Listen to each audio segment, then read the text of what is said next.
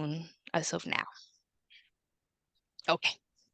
Well, very happy to be here with you all. My name is Alejandra Chaides. I'm one of the Equity Impact Managers at the County of San Diego Office of Equity and Racial Justice. I started my career here at the county with the Office of Equity and Racial Justice as a management fellow. I worked for a little bit at another department, and I have rejoined the team as of last December. But something that I haven't shared in each of the sessions that I think that maybe is most important for you all to know is that I did work at some point in one very small grassroots nonprofit organization where one of the criteria that we have of less than 5 full-time employees applied to that organization. And we were able to do wonderful work, and we were very impactful because you know how much leadership, how much drive, and how much we knew the community. So this is why this is also very close to me. This program is very close to my heart from that personal level.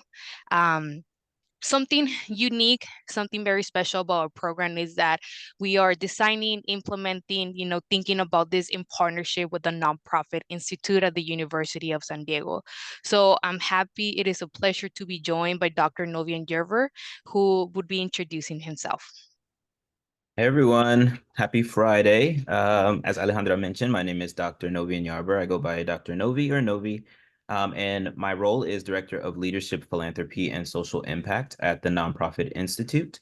I am a two-time alum of the University of San Diego with a master's in higher education and a PhD in leadership studies with an emphasis on philanthropic leadership. So this is my bread and butter. I love this work. I love supporting nonprofits. And that's how I ended up at the Nonprofit Institute. And so before we jump in, I want to share a little bit about NPI, the Nonprofit Institute, if you are not familiar with this organization. So NPI was founded at the University of San Diego in 2002 with the mission to serve nonprofit organizations and nonprofit leaders. We have a philosophy that nonprofits are not broken and simply need the right resources to create the impact desired. And so we have two graduate programs, master's and PhD.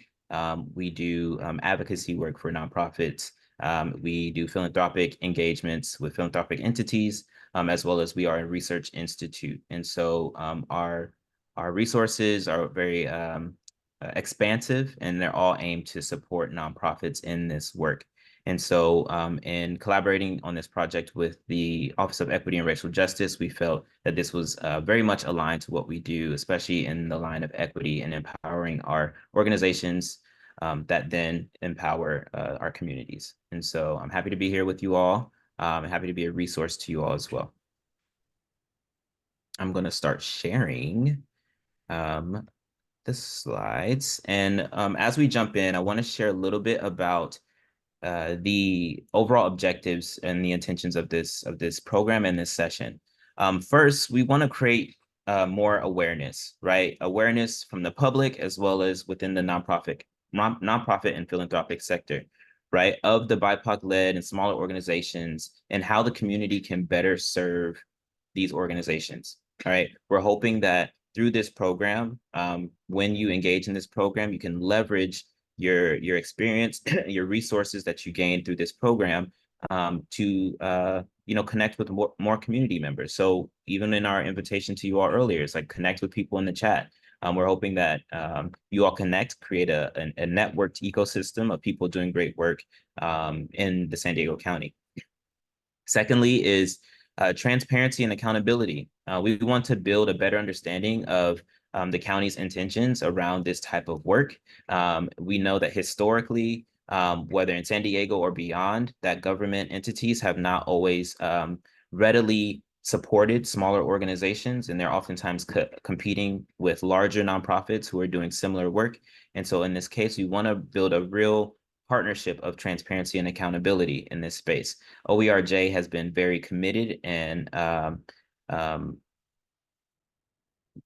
just passionate about this equity line of work and empowering and connecting with nonprofits.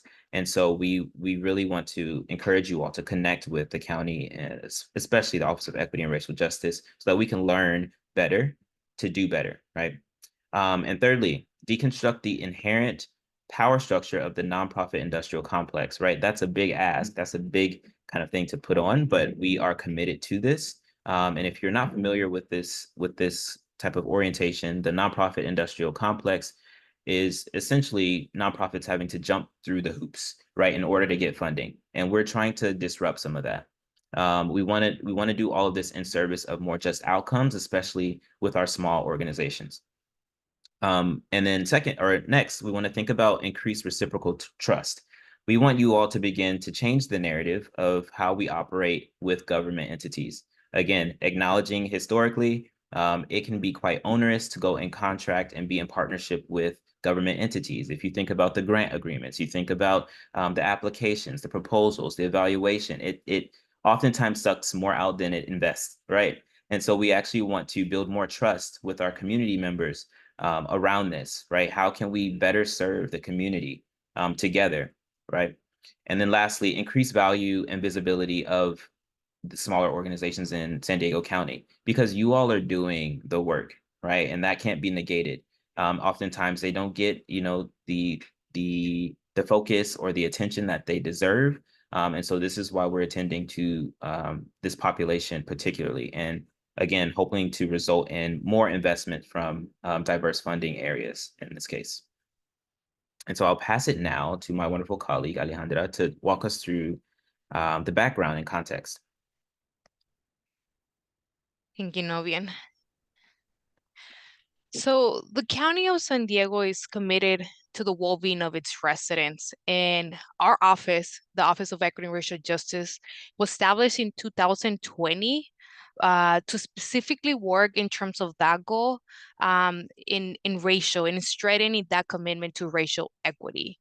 And more specifically, our goal is that race will no longer be a determining factor in anyone's life outcomes. And in this approach, I know we're saying racial equity, but we're also thinking about intersectionality. We're also thinking about other groups that have been marginalized or that are currently still marginalized, right? So we look across ethnicity, we look gender, age, ability, and other identities. And our goal is that everyone can live and participate in our society to their full potential. Um, Something that I really like to point back to, it's our mission statement, because our mission statement was created in collaboration, in partnership with the community, and it has very important and key language. Some of that language is about co-creating with the community solutions to really start this work and start changing, having an impact in these areas. It's about designing bold policies, right? Something that we have maybe in county government never thought about before, but that it needs to be done. And the last thing is that we're really trying to promote belonging, and belonging is a step further than inclusion. So we're not just thinking about inclusion, we're thinking what is needed additionally to make everybody feel like they belong in this county. Um, so with that in mind, our office went in the community. We were holding on, and we hold ongoing series of listening sessions to know how can we start, right? Like, what we have some ideas, but you are out there doing the work. What are some of the needs in the community? And a common point of feedback or a common theme that we heard is that small, well, organizations in general are having a difficulty obtaining or getting county contracts, government contracts, or philanthropic funding. Like, it's really hard, but this is specifically hard for small grassroots nonprofit organizations who are really doing the work, who knows the community the best, because they are from the community, they live in the community, they know the community. So with that in mind, we that was pretty much what really created or where this program came to be in partnership with the nonprofit institute. We've been developing, thinking about it, making considerations and being intentional about it. And then something that Dr. Novin will cover later that I like to highlight, it has also been in partnership with community leaders, with individuals who are, in these community-based organizations doing the work. So I just wanted to provide the background and really let you know that we're trying to be intentional. We're trying to do something different in here and really have an impact and support those small grassroots organizations. And with that, I'll pass it over to Novi. All right, so let's get into it. So what is the Equity Impact Grant Program? So Each year, the Equity Impact Grant Program, or the EIGP, will support 10 qualified San Diego-based social impact organizations and initiatives by providing each with $100,000 of general operating grants, right? So funds can be used for whatever supports the development of your organization and builds power within your organization. In addition to the general operating support grants, the county has contracted us and PI to provide additional resources in terms of training. So we provide coaching, workshops on leadership, nonprofit governance, social change, innovation, fundraising, power building, collective impact, organizational resiliency, right? And how we're approaching this is that we are going to be informed by the cohort itself. So what are the needs of the cohort? And then we go back and we create a curriculum and a process in which we support you in your development as an organization. And then furthermore, in collaboration or in consideration of this equity-minded approach to granting, OERJ will schedule periodic check-ins with grantees to foster a relationship of shared learning and tracking grant impact, right? And so in this, MPI supporting this effort by really advocating for equitable evaluation, right? So I know that when we enter contracts with government entities, we're always like, okay, so what do you all want to know? What do I have to produce? Kind of thing, right? So what I commend OERJ in this capacity is that it's not about what, you know, the county wants to report on, but it's like, how can we as a partnership decide on what needs to be measured in terms of our impact? What needs to be measured in terms of how are we actually moving the needle in the San Diego County, right? On these particular areas that I'll share in a minute. So there are 7 different kind of priority areas. Sorry, let me go to the next slide. Priority areas within this grant's kind of scope.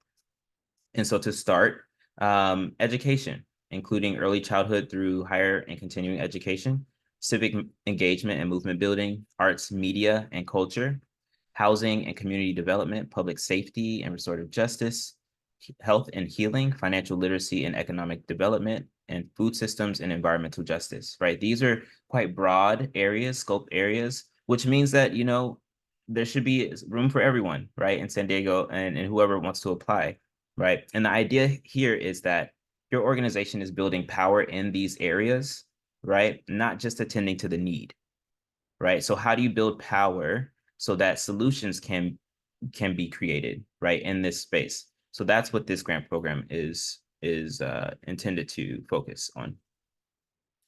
So let's talk about the eligibility. So who can apply? So first, thinking about your 501c3, right? So this grant program is about or is for serving those 501c3 organizations in San Diego, right? At the time of application, you should have your 501c3. The 501c3 organization is based and serves communities within the greater San Diego County, right? And this includes all tribal and rural communities. And again, this is because this funding is coming from the public, you know, taxpayer dollars, it's got to serve San Diego, right? So we're investing them in the money from the community into the community. Your organization's mission and or programs align with the funding priorities, right? As from the prior slide. Your organization's staff and board have lived experience with and are representative of the communities that they serve, right? So what do I mean by lived experience, right? So it goes a step beyond just, you know, your board is diverse, right? But how does your board, your leadership, your organization staff, volunteers, how are they reflective of the communities being served? How do they have shared experience of the communities being served, right?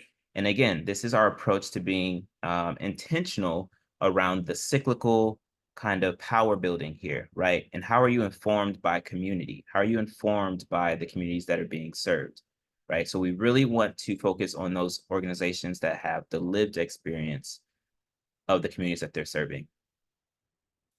Your organization is helping to build power and or advance life outcomes among BIPOC and LGBTQIA plus communities, immigrants, people with disabilities, women, and youth, right?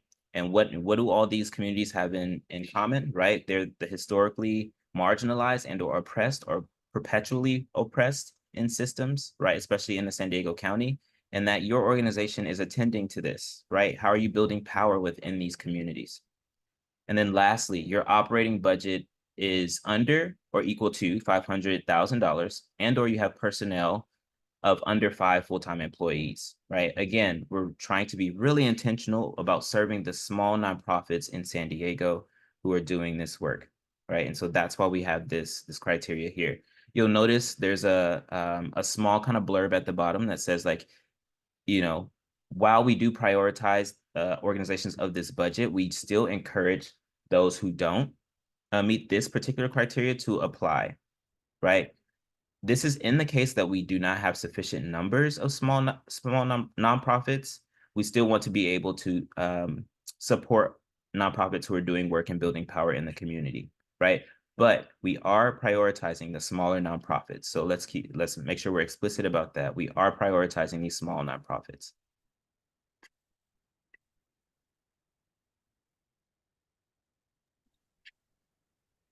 So for the grant, for the actual application, here we're also trying to be intentional. So we try to make it as accessible as possible. It is hosted through SurveyMonkey, but it is also something new for our staff. So we are learning as it goes. And I think that's important to let you all know because there have been some changes to the application already. And I'll highlight some of the questions that we have received before about the application. But before I go into that, there are two parts of the application. The first one is about the basic information regarding your organization. So it includes the name, the address, the employee identification number, your operating budget. And then the second part is about your organization story and the impact of your organization. And some of the examples of information that you can include there is really talking about that live experience that we are very focusing a lot of your organization's leadership. How does it help inform the decisions in your organization, right? Also, the history, the future of the community that that you seek to impact. How is these resources going to be making a difference, and what is the history that you already have with this community? Um, some of the questions that we have received. Now I'm gonna go more into the technical part of it, but so the total time that we estimated for it, because we know that some applications take a very long time, so we try to make it only an hour long. Um, the application should allow you to save progress, so you can go in, have some responses, enter whatever information you feel is appropriate, and then go back to it, unless you click at the submit button, and then that would mean that it's complete and we have received it as complete. You wouldn't be able to access it again. I mentioned it before, and I want to say to everybody, accidents do happen. So if for any reason you hit that on an accident, you can email us and that's totally fine. You can resubmit another application, not a problem. We're trying to be accessible, right? And right here, you see right now how to actually access that application. It is through our website, County of San Diego Office of Equity and Racial Justice. If you just enter there under the helpful links, you go to Equity Impact Grant. And as you see here, the first section where it says apply here, that should take you to the link to SurveyMonkey. So one of the questions, and I also see it on the chat, there are one question in particular about the areas that your organization is serving. So it does not, I don't believe, because how this was created initially, you were only able to pick one of them. I don't think you can pick multiple ones. However, where it says multiple, that's the one that you will click and you will elaborate which are the areas. And I know some of you are saying like we impact all County of San Diego. So we're in different areas. So you would specify there. If you are here and you have already submitted, right, completed the application, because this is something that we added at a later time, you won't be able to access again the application, but you can let us know via email and we will do this on our side. And we would make sure to have that incorporated into your application. So no worries about that.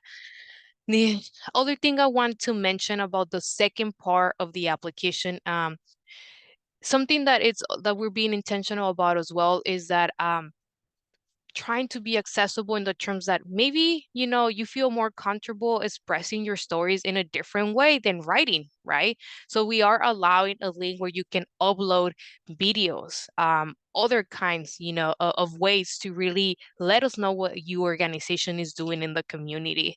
And in there, a question that we received in yesterday's information session is you can also add any other documentation if it's not necessarily, a video. It doesn't matter, like any other information that you think will be helpful for us to really see what your organization and the impact of your organization in our community.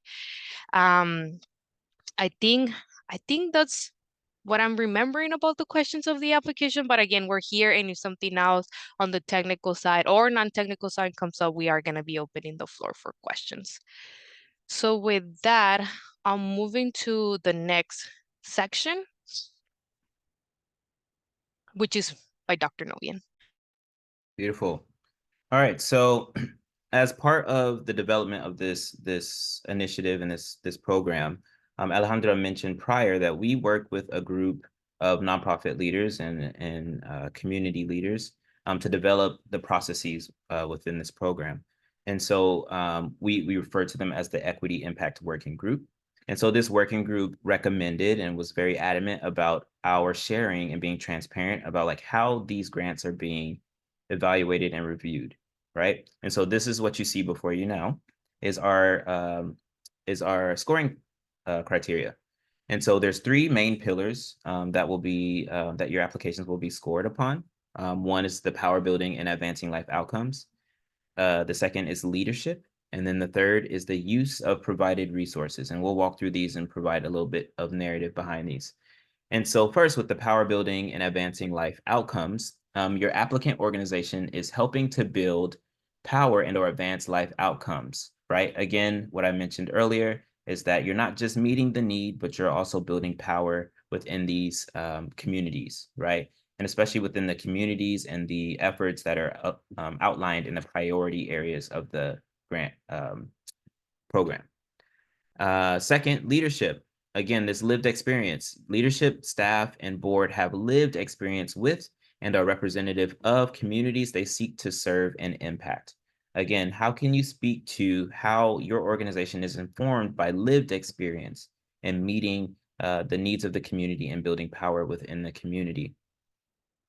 This is a very, we know it might not be something that's I guess, popular in applications right now, but we find ourselves moving towards this way of being more narrative focused, right? So think about how you can share narrative of how your organization's, leadership, staff, board are reflective of the community. And so, and there's a question, and there's a point here that I want to kind of highlight is that it seems to be more accessible that people with the lived experience are oftentimes the ones who are the staff or the ones who are volunteers, right? But what we're focusing on here is that it's not just exclusive to those who are like the closest to the impact, but it's through the organization. It's through the fabric of your organization. Is how is lived experience informing how you're attending to community needs, right? And if you could provide narrative around that, that would be great. And then lastly, the use of provided resources. The applicant has clear understanding of how they want to use available program resources. So typically in a grant proposal, you all oftentimes provide a delineated kind of budget line item of how you're going to spend the money, what you want to spend the money on, what's your, program budget. That's not what we're looking for here, right? So this is more of the narrative of how do you want to use the resources to help build power within these particular priority areas and within the particular communities, right? How would this general operating grant help you achieve your mission, help you achieve your vision, right? And how could the available resources, capacity building resources, help support you in that, right? And there's an opportunity within your application for you to name like what are some of the areas that you actually do need help on, right? What are some of the gaps within your I guess attending to impact? How can we best support you in that? And so we're looking for a clear understanding of how you want to use available resources. And that's what we're looking for here. Beautiful. Now I'll pass it on to my colleague. Thank you. So before we open the floor for all of your questions and answering them. We want to provide further information, and we put together this document or this set of questions that are frequently asked questions. You can find this in the website that we went through a little bit before, and a lot of the information for today is also there. I wanted to highlight that. We have the presentation slides. The recording would be available there for this session, but the slides would be available there as well. And in terms of accessibility, again, for language, the slides are translated in Spanish, but then we have the application and the frequently asked questions in our 8 threshold languages here at the County of San Diego. And the first question that we have here, really, the gist of it is that we want to focus on the fact that the grant program is for nonprofit organizations. So individuals or for-profit, for example, entities, other entities will not be eligible to apply. The other question here that we have about application process and timeline, I talked about this before. It is hosted by SurveyMonkey. You can find the application in our website. And then the last piece is that we're receiving applications. We started on December 11, and we're ending our deadline is January 26 at 5 p.m. And then the last question here, how much funding can I apply for? All awards will be for $100,000. So how are grant decisions made? The proposals are going to be reviewed and approved by an evaluation committee, and that evaluation committee is going to be composed of staff from the Office of Equity and Racial Justice, from other county staff across 4 business groups, and then for also scholars and staff from the Nonprofit Institute. And very important here, and again, going back to what was just previously discussed about the criteria that would be used for evaluating the application, is really about that alignment of your organization with those funding priorities of the Equity Impact Grant Program. And I want to emphasize again, like we try to be, very broad and include a lot of categories. I know that's not inclusive of everything that can be done in our communities, but it's really about talking about those areas and how specifically within those areas you're building power, you're advancing the life outcomes in the communities prioritized by our program. Another important piece of it is their staffing and organization capacity and infrastructure to continue to do the work that you're having, the impact that you're having in these communities, and for what you dream about, right? What you envision to do with the future that you're also probably are going to be touching on your story on the second part of the application. And then lastly, leadership, right? It's very important that leadership has a lived experience within or that they're representative of the communities that they're seeking to impact. And finally, when are these awardees going to be notified? So we are anticipating that grant decisions will be made on March of this year. And I want to emphasize the second part of this response. If for any reason your organization, I call it a cohort for those first 10 organizations that are going to be receiving the awards, if you are not a recipient or part of that first cohort of awardees, we are committed to provide you with feedback on your application, and you are able to reapply for that second cohort or the cycle again in the next year. And this can happen by request. You would just contact us. For the specific evaluation or reporting processes that are going to be needed for the project, again, we talked a little bit about this, but we're going to be having check-ins with you all.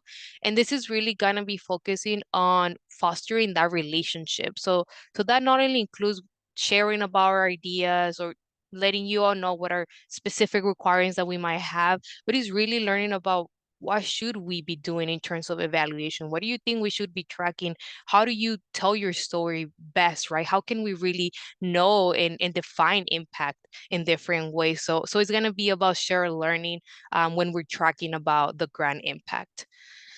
And then finally, other resources available again for those applicants that maybe do not meet the criteria outlining in this grant.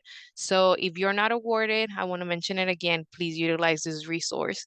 If you're not awarded in this year, ask us for feedback and we'll be providing feedback to your application so you can reapply.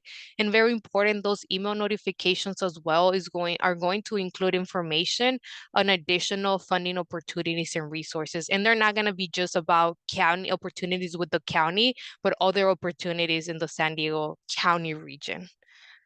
And I believe that's it. So I think we can open the floor for questions. Let me see. Do we have questions on the Q&A that we haven't? Oh, Dr. Navin has responded all of them. Thank you. Not quite, not quite. We're working through them, but we can start. Okay. There's one here. Mhm. When will the recording of the session be available? So we're recording this one. I think we can, are we putting it on the website? I Oh, believe it will be in the website. Yes. okay. So that might take us the weekend. I'm not sure who our tech person is, but give us the weekend and we can have this available on the website for you all. Yes, thank you for that question. Let's see. Uh, do we, by chance, do we have Melissa and Andrew present? No. Let's see. I don't see them, so I don't think they're here. Yeah. Oh, okay. Let me pin. Wait, is this? Nope. Sorry.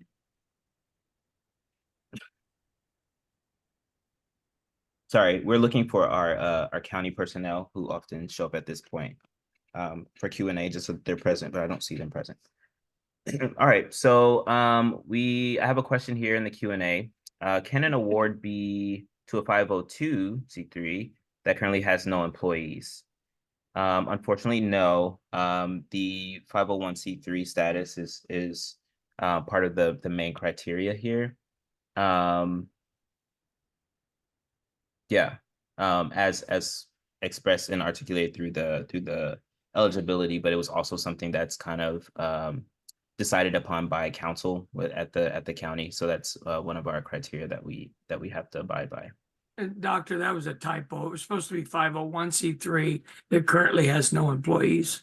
Okay, I was like, I wasn't sure. That has no employees. Yes. Yes, you can. So yes, you can.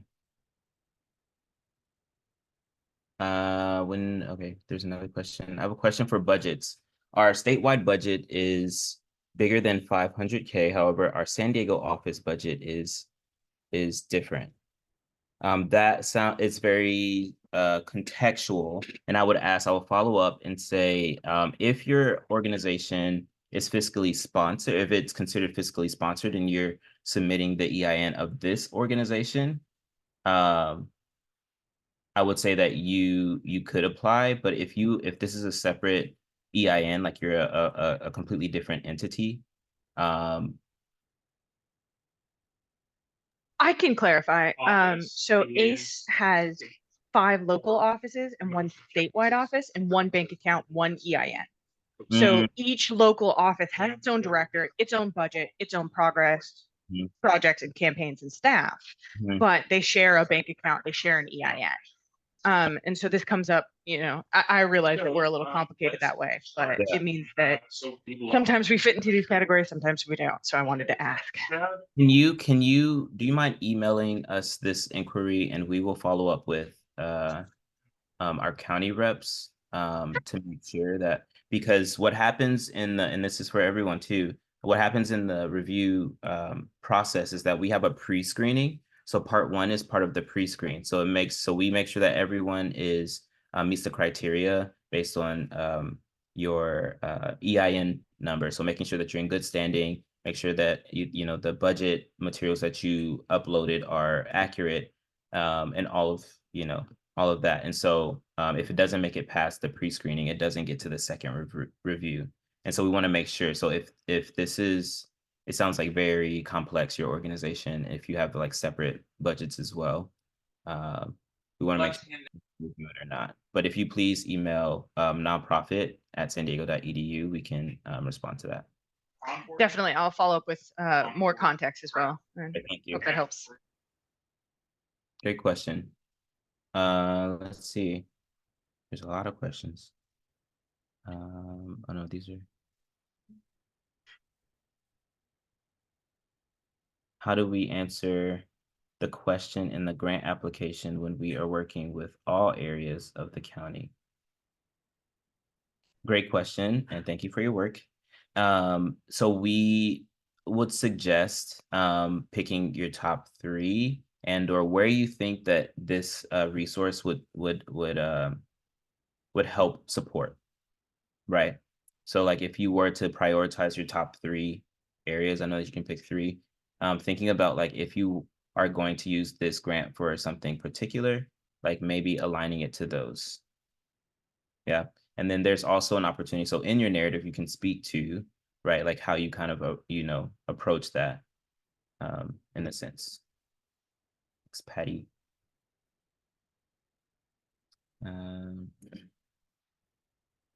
Yes, I noticed that too. It says select all, but only lets you select one. Let's see.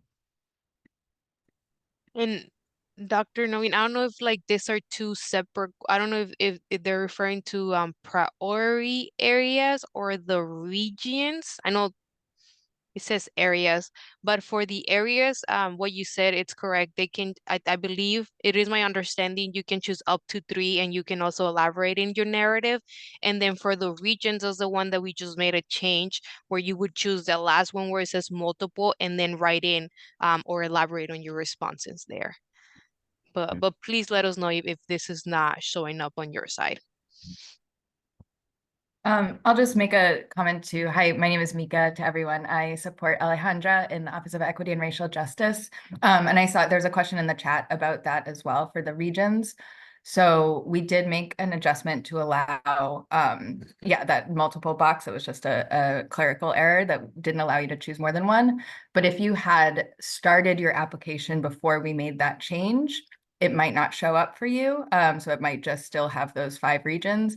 And if that's the case, you can just send us an email. I'm sorry that it's like a little bit of an extra step for you, but we'll just add it manually. Beautiful. Thank you. Thank you. Thank you, Mika. I have a question here. What is the allowable length of the narrative for the information requested? And so I'll share some narrative around like how we arrived at this. So we don't have a limit on the narrative because we know we oftentimes spend more time on trying to fit our narrative or, proposals into a word count or word limit and not actually spending time on like what the contents are. So we do not have a limit on it, but we do, as you'll see on the narrative part 2, you'll see that it says 1 to 2 paragraphs because that's what we believe all you really need is to, to express the narrative and the background and the impact of your organization. If you need more space, then utilize it, but you will not be deducted points for the length of your narrative. Great question. Are there any restrictions on what we can spend $100,000 on once the funding is provided? Yes. So this is more nuanced and it will be available in the grant agreement. And, we're happy to kind of share like what that looks like if you reach out, email us. But there are some, obviously, because it is taxpayers' money, like there are certain things that you can't spend money on, just as, as any other grant funding could be. For instance, for I want to get the language right, but for religious practices, essentially, right, or for political campaigning, or like, so there are things that kind of fall within that. So it's general operating, yes, but there's some criteria that we can't spend the money on. But if you need additional clarity on that, we can provide the grant agreement prior to you submitting. Make that available. Copying, is there a time frame for your program projects? There's a question here. It says, is there a time frame for when our programs projects have to occur? 2024 or 2025? That is a great question. And I am going to save that for our county reps. Yeah. And again, so I know that we're used to operating in a paradigm, especially nonprofits, and submitting applications and proposals like on a project. We're really supporting the organization itself, and not like a particular like program, thing like that, and like seeing or trying to measure the outcomes of that particular program. And so it's kind of a fine line, kind of complex there. But let's follow up with that one. If you could, I have this question saved, but if you could please email the nonprofit institute at nonprofit@sandiego.edu, we can follow up on that one. Can I offer some clarity about why I asked that question as well too? My question, I guess, also refers to impact. So a lot of times with nonprofit grants, you're asked to measure the impact of our programs or our mission statement with, receiving the funds. So is that also part of this application? I know you mentioned there'll be follow-up and like lots of education, but on our end, what kind of impact do you want us to provide to show that we are using these funds within the right time frame and programmatic needs? Yeah, beautiful question. And again, like we're trying to orient the grant making around this equitable evaluation. So the premise of it is that your organization and the county will work together to figure out what do you want to measure, right, for the benefit of your organization, right? And so that impact, right? So it's not going to be imposed on the organization, but based on what you need to measure for your impact, that's what we want to know. Right. And we want to know the impact of the grant itself. Like how is this grant helping you achieve said mission? But that's like further down the line. And that could be further detailed upon I know we want more clarity before we like get into a contractual agreement with the county, but that's really what it is. Does that help? It helps so much. Thank you, Dr. Novi, and it's good to see you again after the Nonprofit Institute Summit as well. Good to see you. Let's move this. How much time do we have? Okay, 8 minutes. Does a 501c3 qualify for an award if it operates with a fiscal agent that is less than 500K? Does a 501c3 qualify for an award? That was greater than 500K. The fiscal agent that Okay. Yeah, it's yes. So we're not capturing the budget of your fiscal agent, but of your organization itself. Okay. Yes. Yeah. Is there? Then I had one more question in there about can a nonprofit that has no employees like ours use contracted consultants rather than employees to manage administration of reporting of the grant? That's a great question. And that is something that we're gonna have to check back in with. The reason I asked that, there are labor requirements around having employees that for a 1-year period of $100,000, then we have to figure out what if there's nothing to go forward with that. It is a little complicated. And many organizations have consultants for taxes and legal and other things. What about the administration and reporting of this award? Yeah, absolutely. Yeah, let us follow up with county personnel with that one.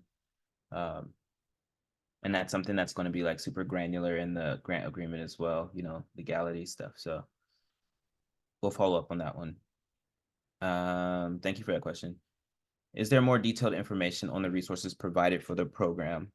So it's not public yet, but we do have a framework and kind of approach to what the resources are. So essentially, the cohort of 10 will meet on a bi-monthly basis with a full day capacity building sessions hosted at the University of San Diego.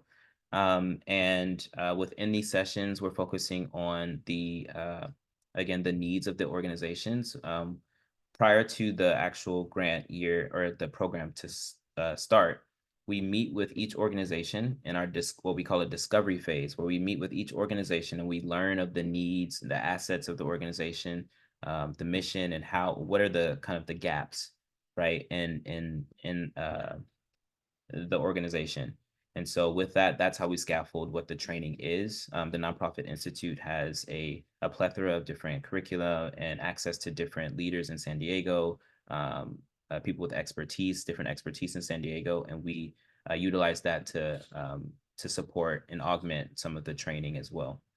In addition to the full day training sessions, we have supplemental coaching for implementation of what's being learned in the sessions. So there's monthly coaching and bi-monthly training.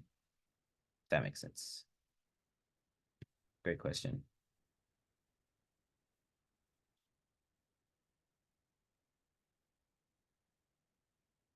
Julia Ortega, if you could please send the Nonprofit Institute an email with your inquiry, we can follow up with you and walk you through that as well.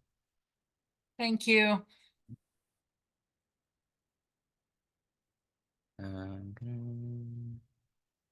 Alejandro, do you see any more? Let's see. I'm not sure, and sorry, did we cover question about how do we define volunteers? And then for budget questions, if we prefer the budget from last year, the actual budget from last year, or the projected for this year. I can talk a little bit about this, and Novian, feel free to jump in. But I believe how we're defining volunteers is non-paid volunteers. That's specifically how we're defining in terms of like budgetary question. And then it would be great to upload the actual from last year. I think that's what is specifically what we're looking for. But in that, where you are able to upload those files in the first section of the application, you can upload more than one, I believe. So you can also have the projected for this year. I think that would be good information to look at as well. Mm-hmm. We can always accept more. I think we asked for the most recent actual, but yes, we can accept more. Based solely on initial application, is there a secondary interview? Okay, so this is a great question that we had yesterday as well. Will final selection be based solely on the initial application, or will there be secondary interview / follow-up? So just based on the application right now, if we find that we need follow-up, we're going to adapt and learn as this program progresses. We will reach out with more, but as of right now, it's just the primary application. That's a great question, though. Francis Yasmin, if you could please reach out to the Nonprofit Institute, we'd be happy to connect with you further on that.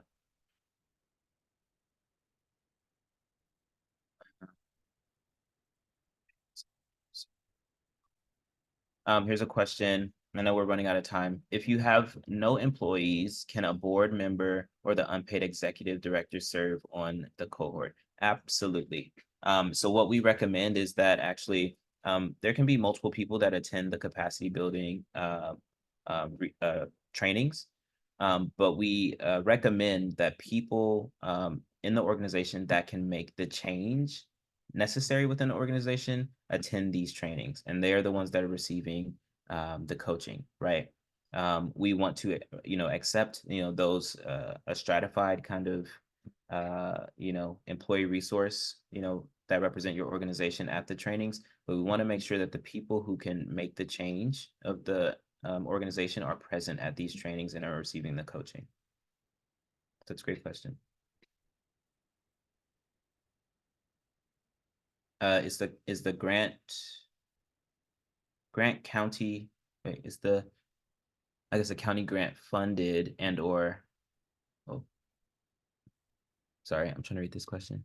The funding mechanism for this, is this county money or private public venture, or do you know? I believe it's public, right? Alejandra, public. I believe, yeah, as well. Public funded. And then I asked the question about volunteer expense stipends, like for mileage or that to travel. I mean, that volunteers sometimes are awarded that. That's not a wage. Right. Are those types of things permitted in this award, or have you even looked at that? We haven't considered that, but you mean like in terms of like whether or not they're considered like employees or like, because we're not. No, in terms of like somebody goes out and drives around some of the far-reaching parts of the county, and we give them a $25 gift card to cover some of their costs for that. Yeah. Oh, so you're saying like, can that be considered for like what the funding goes toward? Yes. Oh, absolutely. So it's general operating, right? So it's whatever, you know. Okay. So that answered the question, general operating. Thank you. Let's see. Oh, we're at time. Yep.